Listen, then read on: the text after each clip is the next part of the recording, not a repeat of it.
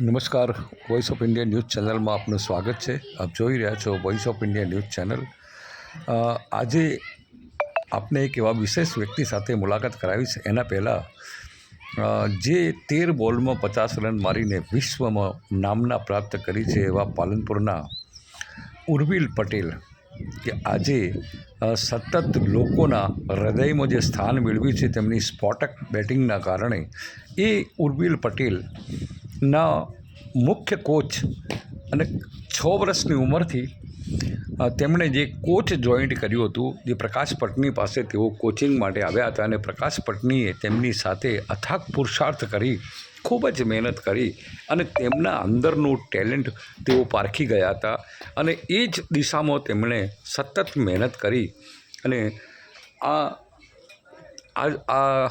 હીરાની પરખ ઝવેરી જાણતો હોય એ રીતે જ પ્રકાશ પટનીએ આ દીકરાના અંદર ખૂબ જ ઉત્સાહ જોયો અને એક મોટું ટેલેન્ટ પણ તેને જોયું, અને એને લાગ્યું કે આ હીરાને પોલિશ કરવાથી આ હીરો એક દિવસ કોહિનૂર બનશે. અને એ જ દિશામાં તેમણે કામ કરવાનું ચાલુ કર્યું. બહુ નાની ઉંમરથી જ ઉર્વિલ પટેલ એમની પાસે આવ્યો હતો, અને જ્યારે અંડર-13 માટે તેઓ અમદાવાદ ગયા હતા અને અમદાવાદ તેનું સિલેક્શન થયું હતું. અને પ્રકાશ પટનીએ વોઇસ ઓફ ઇન્ડિયા ન્યૂઝ ચેનલના એમડી સાથે વાત કરતાં જણાવ્યું હતું કે રોજ સવારના 7 વાગ્યાથી બપોરના 12 વાગ્યા સુધી એ 150થી 200 છક્કા ન મારે ત્યાં સુધી એને ચેન પડતું ન હતું. આવી સ્પોટક બેટિંગ તેના અંદર પહેલેથી જ હતી. અને સૌથી મહત્ત્વનો ભાગ કે તેમના પરિવારજનો, તેમના મિત્રો અને ખાસ કરીને પ્રકાશ પટની, કે જેઓએ એમને જબરજસ્ત પ્રોત્સાહન આપ્યું અને એમની અંદરની જે શક્તિ હતી એ શક્તિ પારખવા માટેનો તમામ પ્રયાસ કરી. અને આજ તમે અત્યારે જે જોઈ રહ્યા છો એ જ મેદાન ઉપર, અને જે રીતના અત્યારે નાના બાળકો, જે નાના ભાવિ ક્રિકેટરો આવ્યા છે, એ જ રીતે ઉર્વિલ પટેલ પણ આ જ મેદાન પર આવ્યા હતા. પ્રકાશ પટનીએ જણાવ્યું હતું કે શરૂઆતના અંદર પાલનપુર જોર ફિટ ક્લબના અંદર ઉર્વિલ આવ્યો હતો, અને ત્યારબાદ વિવિધલક્ષી વિદ્યા મંદિરના મેદાન પર પણ મેં ત્યાં એનું કોચિંગ કર્યું હતું. અને ત્યારબાદ અત્યારે આજે નવું ગ્રાઉન્ડ છે, અત્યારે નવાગંજની પાસે જે પ્રકાશ પટનીનું છે, અને એ જ ગ્રાઉન્ડ પર અત્યારે તેઓ કરી રહ્યા છે. વિશેષ વાતચીત વોઇસ ઓફ ઇન્ડિયા ન્યૂઝ ચેનલમાં આપનું સ્વાગત છે. અને હું આજે એક એવા વિશિષ્ટ વ્યક્તિ જોડે વાત કરીશ કે જેને 2 દિવસ પહેલાં પાલનપુરનું પટેલ સમાજનું, ગુજરાતનું નામ ખરેખર દેશ અને વિદેશમાં ગુંજતું કર્યું છે. 13 બોલમાં 50. ખરેખર આ તો બહુ ગજબની વાત છે કે તેણે એક એવો જબરજસ્ત રેકોર્ડ કર્યો છે. અને એ રેકોર્ડ અત્યારે હું જ્યાં બેઠો છું એ જ ભૂમિ, જે પાલનપુરની ભૂમિ છે, અને પાલનપુરની ભૂમિ પર બહુ નાની ઉંમરથી જ તે આવ્યો હતો. અને અત્યારે હું આપણે એવા વ્યક્તિ સાથે મુલાકાત કરાવું છું કે જે પ્રકાશભાઈ પટણી, કે જે તેના કોચ હતા. અને એ જ આપણને આજે બતાવશે કે કઈ રીતે એનું આગમન થયું, કઈ રીતે બહાર ગયો અને કઈ રીતે આજે આટલી બધી પ્રસિદ્ધિ પ્રાપ્ત કરી છે. તો હું પ્રકાશભાઈને વાત કરીશ. પ્રકાશભાઈ, સૌથી પહેલાં ઉર્વિલ પટેલનું આજે બહુ મોટું નામ છે. ખરેખર તમારા તો ગર્વ જેવી બાબત છે કે તમારી કોચ તળે આટલી બધી વાત એમણે કરી છે, અને હજી નામ રોશન કર્યું છે, અને હજી પણ એ નામ રોશન કરશે. અને ઇન્ડિયાની ટીમના અંદર પણ દરવાજા ખટખટાઈ રહ્યા છે, અને ઇન્ડિયાની ટીમના પ્લેયર્સ પણ એમને આવકારવા માટે થનગની રહ્યા છે. આટલી નાની ઉંમરથી ક્યારે આવ્યા, કઈ રીતે આવ્યા, અને એના પછી શું થયું, પછી કઈ રીતે અમદાવાદ કે મહેસાણા કે બરોડા ગયા, અને પછી આટલી મોટી સિદ્ધિ પ્રાપ્ત કરી? પહેલાં મારો કેમ્પ ચાલતો હતો જોર ફિટ ક્લબમાં. ત્યાં લગભગ નાના બચ્ચાઓથી મેં ચાલુ કર્યું. તો ઉર્વિલના પપ્પા ઉર્વિલને લઈને આવ્યા. તો એ હતો 6 વર્ષનો એ ટાઈમે. 6 વર્ષની ઉંમરે એમને લઈને આવ્યા કે સર મારે એડમિશન લેવું છે ક્રિકેટમાં, મારા બાબાઓને શોખ છે. તો મેં એને 6 વર્ષની ઉંમરે એડમિશન આપ્યું. મારી પાસે લગભગ ઉર્વિલ સાથે 6 વર્ષની ઉંમરે તમારી પાસે લઈને આવ્યા. બરોબર. પછી મેં જોર ફિટ ક્લબમાં મેં કોચિંગ આપ્યું. પછી ત્યાંથી હું સ્પોર્ટ્સ એકેડેમી વિદ્યા મંદિર, ત્યાં મારું કોચિંગ ચાલતું હતું. મેં ત્યાં 8 વર્ષ ત્યાં કોચિંગ આપ્યું ઉર્વિલને. ત્યાં કોચિંગ આપતા વિકેટ કીપર બેટ્સમેન મેં એને બનાવ્યો. બરોબર. તમે પોતે બી વિકેટ કીપર હતા? હા, હું પણ વિકેટ કીપર. બરોબર. હા, સારો કેચર. વિકેટ કીપરને જાણતા હતા એટલે તમે વિકેટ કીપર તરીકે પ્રમોટ કર્યો. સર કેવું હોય કે સારો વિકેટ કીપર કેચર તરીકે હોય ને તો એને હું વિકેટ કીપર તરીકે વધારે નિમણૂક કરું છું. તો મને લાગ્યું કે આને વિકેટ કીપર તરીકે જ આને પ્લેયર બનાવવો પડશે, વિકેટ કીપર કમ બેટ્સમેન. પછી એને પાછળ મેં મહેનત કરી લગાતાર, અને વિકેટ કીપર જેટલા બી બન્યા એટલા સ્ટેટ રમ્યા છે સર. હા, રમ્યા છે. બરાબર છે.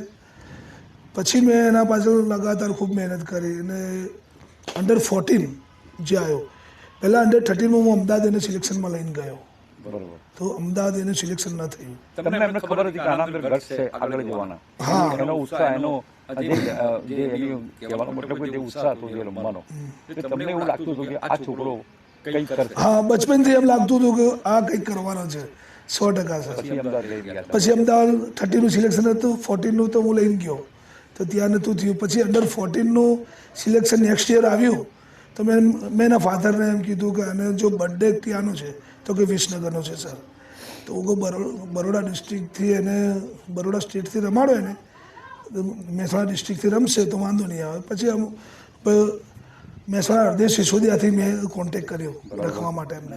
તો હરદેવભાઈ સિસોદિયાથી મારે વાત થઈ તો કે હા સર કે કંઈ વાંધો નહીં, મારા કેમ્પમાંથી હું રમાડીશ, મારી ટીમમાંથી ડિસ્ટ્રિક્ટ હું રમાડીશ. તો એમના ટીમમાંથી એ ડિસ્ટ્રિક્ટ રમવા માટે તૈયાર થયો, ને હરદેવ સરની ટીમમાંથી એ ડિસ્ટ્રિક્ટ રમ્યો. પહેલી મેચમાં 100 બનાવ્યા, બીજી મેચમાં બી 100 બનાવ્યા, એને લગાતાર પરફોર્મન્સ સારું. આક્રમકતા તો પહેલેથી જ હતી. હા, પહેલથી, અને લગાતાર પરફોર્મન્સ એ આપતો રહ્યો. અંડર 19 2018માં વર્લ્ડ કપમાં એ રહ્યો, એ આવી ગયો. પછી તો એનું ઓલરેડી એનું પરફોર્મન્સ વધતું જ રહ્યું. અત્યારે એમ કેવો ગર્વ મહેસૂસ તમે કરો છો? ગર્વ તો સર હવે એના તો કંઈ શબ્દ જ નથી. ગર્વ તો અંદરથી એટલું બધું થઈ રહ્યું છે કે ખરેખર કે મેં જે પ્લેને શીખવાડ્યું એ આટલા સુધી પહોંચ્યો, એ મારા માટે અને મારા પાલનપુરના જે છે ઓડિયન્સ એના માટે બહુ ગર્વની વાત કહેવાય. એકદમ આ ચમકતો હીરો હતો ને ઝવેરી તરીકે મહેન્દ્રસિંહ ધોનીએ જે એને ઉપાડ્યો, શું કહેશો એ બાબતે? મહેન્દ્રસિંહ ધોની તો બહુ મોટું નામ છે સર એ વાર હતો. અને કારણ કે એમણે આ હીરાની પરાગ કોણે કરી? મહેન્દ્રસિંહ ધોનીએ કરી, અને ચેન્નાઈ સુપર કિંગમાં લીધા. જ્યારે શરૂઆતની મેચોમાં એમને નતા લેતા તો કેવું લાગતું હતું? આપણે તો બધાને તો લાગતું, મનમાં એવું ખોટું લાગતું હતું કે ભાઈ મેચમાં રમાડ્યા નથી તો ક્યારે રમાડશે, એવો બધી રાહ દેખતા હતા. પહેલા ગુજરાત ટાઇમ્સની ટીમમાં રમતા હતા ત્યારે આખી સળંગ એમને ફિલ્ડિંગ જ કરી હતી, એમને કોઈ ટીમમાં સમાવેશ કર્યો નહોતો. એના પછી ચેન્નાઈમાં આવ્યા, અને ચેન્નાઈના અંદર જે પ્રથમ દિવસની મેચના અંદર જે 13 બોલમાં જે 50 રન માર્યા છે, શું કહેશો આ આક્રમકતા વિશે? એ આક્રમકતા વિશે હું એ કહું છું કે મારી એકેડેમીમાં આવીને ઉર્વિલ સવારે 7 વાગ્યાથી તો બપોરના 12 વાગ્યા સુધી 150 થી 200 સિક્સીસ ના મારે ત્યાર સુધી ઘરે નહોતો જતો. રોહિત શર્માની માફક આપણે તમારા કેમ્પનો પણ આ એક રોહિત શર્મા. હા, રોહિત શર્મા એ રીતે સિક્સરો મારતો. હા, એ જ સિક્સરો મારતો હતો. એના સિવાય એ જતો નહીં, એટલી મહેનત કરતો કે એની મહેનતનો કોઈ પાર નથી સર. એ મહેનત અત્યારે ફળી છે. અત્યારે ઘણા બધા આપણી એકેડેમીમાં કેટલા વિદ્યાર્થીઓ છે અત્યારે જે ઉપજી પ્રતિભા છે ભારતની? હા, અત્યારે લગભગ 8-10 છોકરીઓ આવે છે અને 40-50 છોકરાઓ આવે છે. એમાં તો ઘણા બધા સારા નાના નાના છે, 5-5, 6-6 વર્ષના છોકરાઓ. અત્યારે લગાતાર હું તમને બતાવીશ તો એકદમ લેટેસ્ટ બેટિંગ કરે છે સર. અને કહેવાનો મતલબ કે અહીંથી કેટલા બહાર ગયા છે? અંડર 19, 16, 14, 21, 23. 16માં છે 16 હા, ગુજરાત રમી એક સતીશ દેસાઈ, દલપત ઠાકોર, સુરેશ સોલંકી, અજય માલેસરામ. બરોબર છે. બીજા યુનિવર્સિટી રમ્યા છે કૌશલ પ્રજાપતિ, રવિ ઠાકોર. આ બધા તમામ જે બી નામ ભૂલી ગયો છું એવું તો નથી, પણ ભૂલી ગયો તો માફ કરજો, પણ આ બધા રમ્યા છે. અત્યારે નવી ઉગતી પ્રતિભા છે, ઘણું ટેલેન્ટ છે ભારતના આ યુવા પ્રતિભામાં. શું કહેવા માંગો છો એ ક્રિકેટરોને અને એ ઉગતી પ્રતિભાને, એમના પેરેન્ટ્સને, એમના પરિવારને? બસ એમના પેરેન્ટ્સને હું તો એક જ વિનંતી કરીશ કે એને લગાતાર ટાઈમ આપે એમના પોતાના બાળકની સાથે, અને કોચિંગમાં એકદમ લાગી રહેશો તો છોકરો રિઝલ્ટ આપશે. બસ મારે એટલું જ કહેવાનું રહે છે. આ હતા પ્રકાશ પટની, કે તમે એમને મુખ્ય સાંભળ્યું. કારણ કે અત્યારે કેવું છે કે જ્યારે પણ કોઈ પ્રસિદ્ધિ પ્રાપ્ત થતી હોય છે ત્યારે એની પાછળ અનેક નામો જોડાઈ જતા હોય છે, પણ સાચું નામ પ્રકાશ પટનીનું હતું. અને પ્રકાશ પટનીને કારણ કે હું એક ડિસ્ટ્રિક્ટ ક્વોલિફાઈડ ક્રિકેટ એમ્પાયર હતો, અને જે તે વખતે હું કરતો હતો ત્યારે બહુ નજીકથી પ્રકાશ પટનીને મેં ક્રિકેટ રમતા, વિકેટ કીપર કરતા જોયો છે. અને એમણે એમની જે શીખ આપી અને જે ઉર્વિલને અત્યારે કીપર બનાવ્યો છે અને એ ઉર્વિલે જે પરફોર્મન્સ દેખાડ્યું છે, ખરેખર હું સલામ કરું છું પ્રકાશ પટનીને, તેમના પરિવારને અને આખી એકેડમીને કે ખરેખર આવી ધુરંધર જે અત્યારે જેને દેશ અને દુનિયામાં નામ રોશન કર્યું છે ને આગળ પણ નામ રોશન કરશે. હજી તો એક જ મેચ રમ્યો છે ઉર્વિલ, અગાઉ ઘણી બધી મેચો છે અને ઘણા બધા એવા છે, કારણ કે અન્ય ક્રિકેટરો, અન્ય રાજ્યના ક્રિકેટરોને જોઈને અમને એમ લાગતું હતું, પણ જ્યારે ઉર્વિલે હેડ હું સલામ કરું છું હું ઉર્વિલને અને તમામ ક્રિકેટરોને કહું છું કે પ્રકાશ પટેલનો અને એમના ફાધરનો અને પરિવારનો ખરેખર સપોર્ટ ન હોત તો આજે આપણે ઉર્વિલ પટેલ ના દેખતા. Voice of India news, Sitab Kadri, Palanpur.